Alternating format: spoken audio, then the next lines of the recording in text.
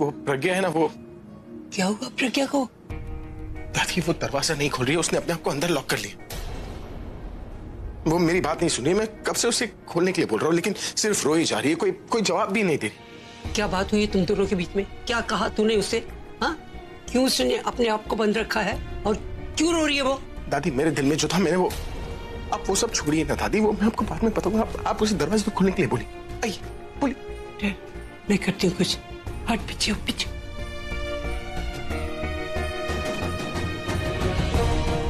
प्रज्ञा बेटा, बेटा मैं बोल रही हूँ दादी, दरवाजा खोल बेटा।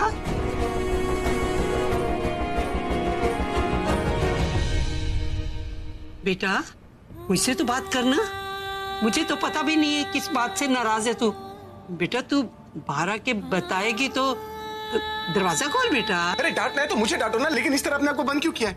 अब दादी भी आई तुम्हें मुझे इस वक्त किसी से कोई बात नहीं करनी है, प्लीज मुझे अकेला छोड़ दीजिए थोड़ी देर के लिए, प्लीज। ऐसे कैसे छोड़ दे बेटा?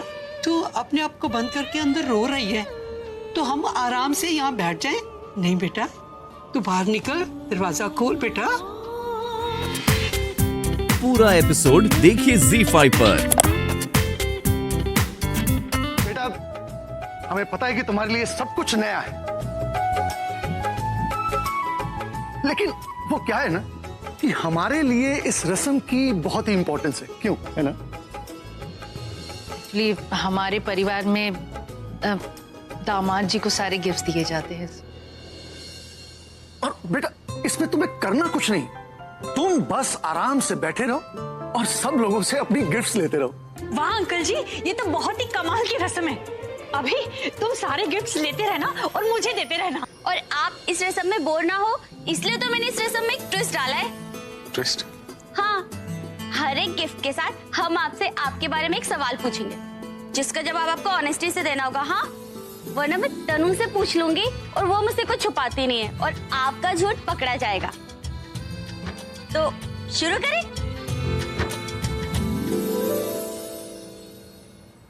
दादी अभी तक आई नहीं, पता नहीं प्रज्ञा ने दरवाजा खोला कि नहीं। ये this is for you. Question तो पूछो। मैं वही सोच रही हूँ कि मैं क्या पूछूं। अब पूछो तो। अरे नहीं तू पूछ। अच्छा ठीक है, चाची की तरफ से मैं सवाल करती हूँ। तो आपके पहले गिफ्ट के साथ आपका पहला सवाल ये है कि आपने तनु को प्रपोज कैसे किया था? जीजू, कैसे प्रपोज किया था? जैसे बाकी सब करते हैं। कैसे?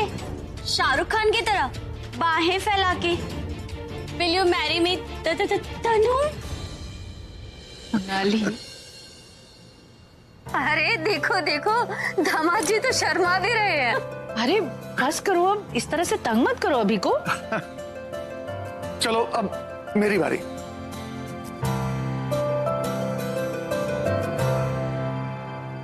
ये मेरी तरफ से, और मेरा सवाल तुमसे ये है कि शादी के बाद तुम अपनी सारी प्रॉपर्टीज में से तन्नू को कितना शेयर दो?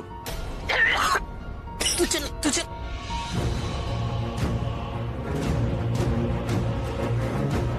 मैं तो मजाक कर रहा था, आप सब तो सीरियस हो गए।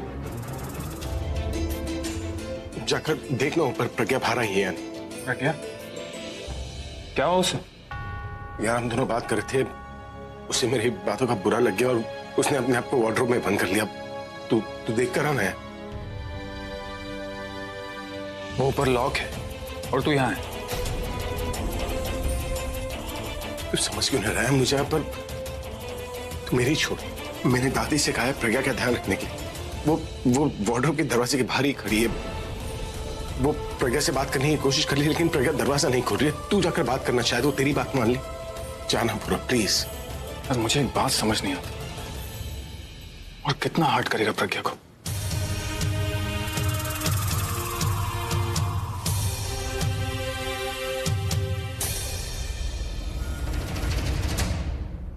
ये पूरा अब भी कोई चांस नहीं छोड़ रहा है भाई का मूड बदलने का।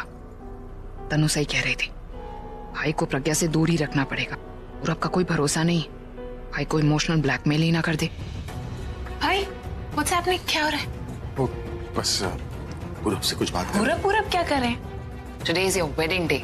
पूरब के साथ तो आप जिंदगी भर बात करते रहते हैं और आगे भी कर सकते हैं। तो काफी सारे गेस्ट पूछ रहे हैं कि अभी कहाँ है, एंड व्हाट्स दिस, तैयार भी नहीं हुआ।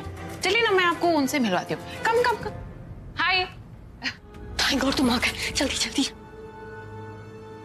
जल्दी।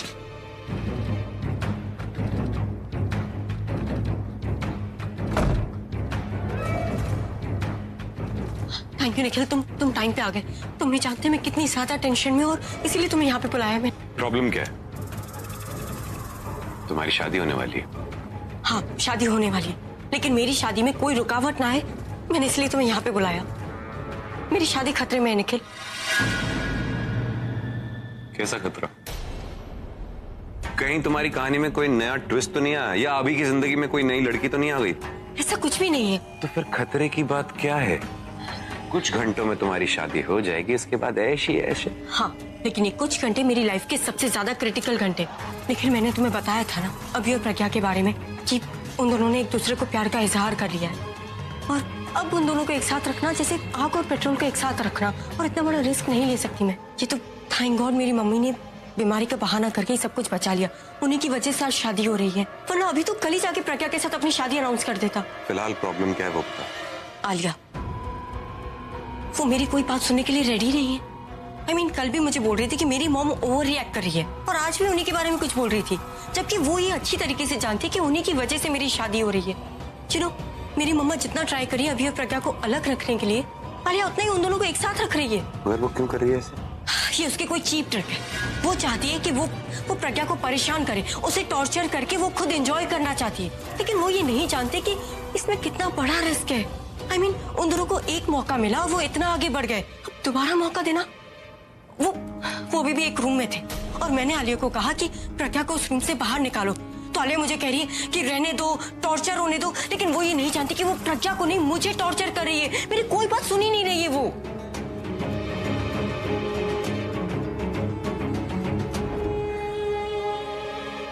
तो इसमें नई बात कौन सी है? मैं जानता हूं कि आलिया शुरू से ऐसी है, तुम्हारी दोस्त है इसलिए मैं कुछ कहता नहीं हूं, नहीं तो उसमें ईगो देखा है कितना भरा हुआ है। उसे तो ये लगता है कि दिमाग सिर्फ उसी के पास है, बाकी हम तो सब बेवकूफ है, इसीलिए अपनी चलाती है और किसी और की सुनती भी नहीं। मेरी तरफ ऐसे देखने की जरूरत नहीं है। तुम खुद बताओ, खुद सोचो कि तुम्हें नहीं लगता कि वो घमंडी और खड़ूस है? हाँ, लगता तो है। दादी, आप माफी क्यों मांगते हैं? आपकी कोई गलती नहीं है, और पहली बार तो नहीं हो रहा है ना मेरे साथ, हमेशा ऐसे ही होता है। जब शादी हुई थी तब भी ऐसा ही होता था, और कुछ अच्छा होता भी था तो दूसरी ही पल किस्मत मुझसे मेरी खुशी छीन लेती थी, इसलिए मुझे तो आदत पड़ गई। आप माफी मत मांगे।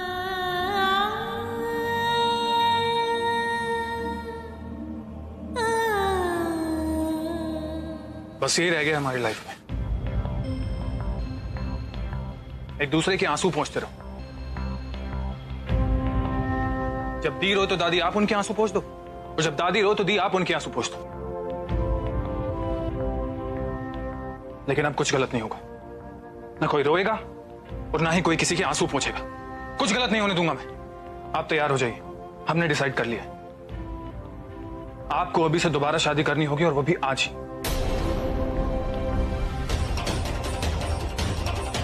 पूरब, ये तुम क्या कह रहे हो? दादी, पूरब क्या बोल रही है? सही बोल रही है।